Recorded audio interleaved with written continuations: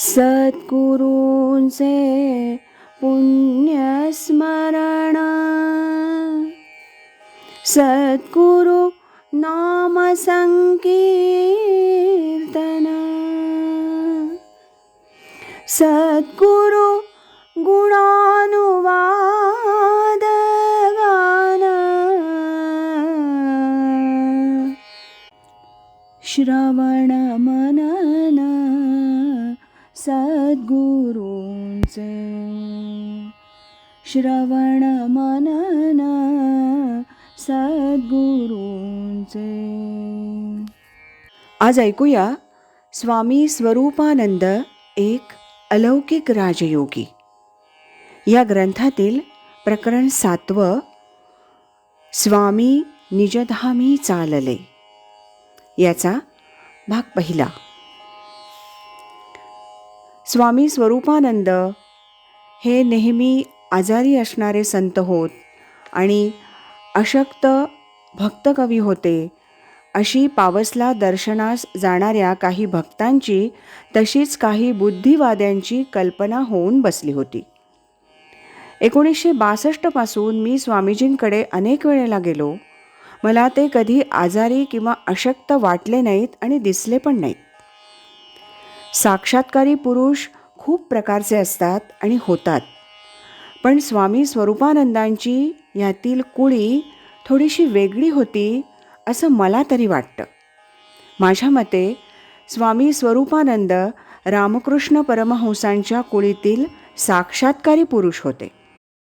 प्रकाशातुनी आलो आम्ही प्रकाश करण्या येथ असं दाखवणं हे स्वामी स्वरूपानंदांच्या साधन मार्गातील एक ध्येय होतं. स्वामीजींनी हे ध्येय गाठलं होतं. नाथ संप्रदायाच्या आद्य संकेताप्रमाणे स्वामीजी अगदी खऱ्याखुऱ्या अर्थानं पिंडे पिंडाचा ग्रासू असं करून ठाकले होते. ते केवळ देह धारण करण्यापुरताच आहार घेत असत. या सर्व तात्विक गोष्टींचा अगदी साकल्यानं विचार करूनच मग स्वामी स्वरूपानंदांच्या तथाकथित अशक्तपणाचा आणि आजाराचा विचार बुद्धिवादी आणि चिकित्सक दर्शनेच्छू मंडळींनी करायला हवा होता. माझ्या मते तसा विचार स्वामी स्वरूपानंदांच्या बाबतीत बऱ्याच मंडळींनी केला नाही. ज्यांनी या तात्विक दृष्टिकोनातून स्वरूपानंदांकडे पाहिलं, त्यांचं भावभक्तीनं दर्शन घेतलं, त्यांच्याजवळ आध्यात्मिक मार्गदर्शन मागितलं, त्या सर्वांना स्वामींनी आपल्यातील यौगिक सामर्थ्याचा प्रकाश दाखवला आणि अध्यात्मात मार्गस्थ केलं.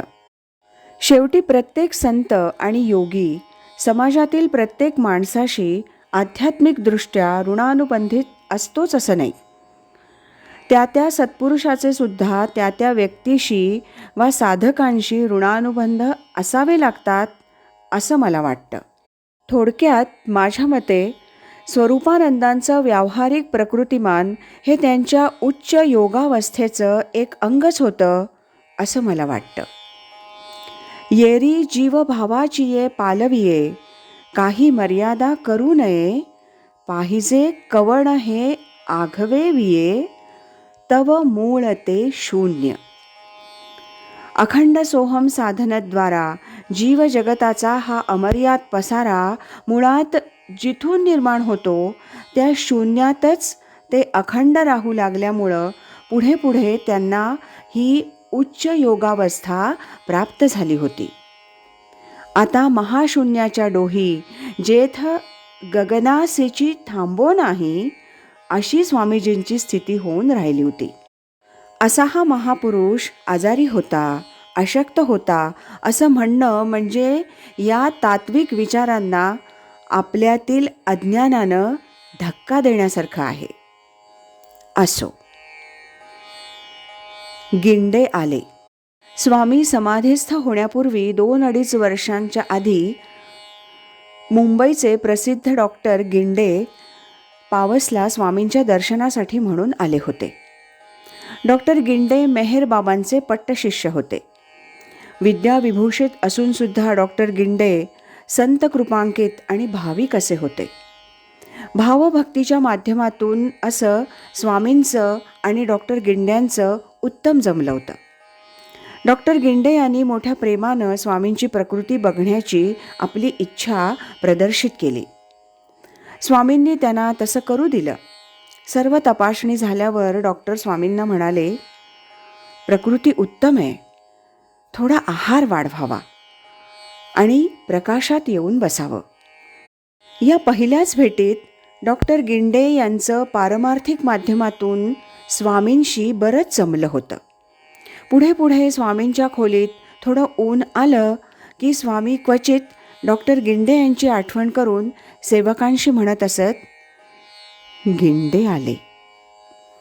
तात्पर्य स्वामीजींना कोणत्याही प्रकारचा आजार असा नव्हता हे डॉक्टर गिंड्यांसारख्या व्यक्तीनं अगदी शेवटी सुद्धा सांगितलं होतं.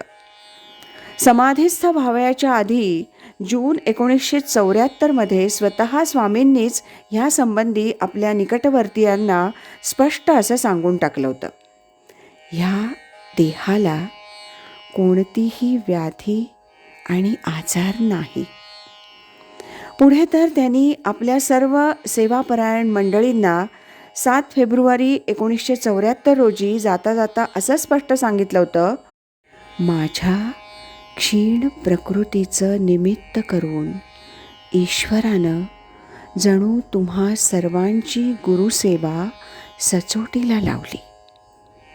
तुम्ही त्या कसोटीला पूर्णपणे उतरला आहात. मी तृप्त आहे, समाधानी आहे. स्वतःचेच शब्द खरे केले. 1964 मधली गोष्ट. स्वामींना असाच काहीतरी आजार होऊन गेला होता. त्यांची प्रकृती बरी नव्हती. मी आणि श्रीयुत अनंतराव देसाई असे दोघेच स्वामींच्या खोलीत होतो. ज्योतिषासंबंधी असंच काहीतरी बोलणं निघालं. स्वामीजी अनंतराव देसाई यांना सांगू लागले, एकदा असाच एक फिरता ज्योतिषी इकडं आला होता. त्यानं 71 वर्षांचा आयुर्दाय वर्तवला. मला तो पटतो. स्वामींचा जन्म 1903 सालचा. 1974 त्यांना 71वं वर्ष चालू होतं आणि गंमत अशी त्याच वर्षी ते समाधीस्थ झाले. आज इथेच थांबूया. या प्रकरणातला दुसरा भाग आपण उद्या ऐकूया.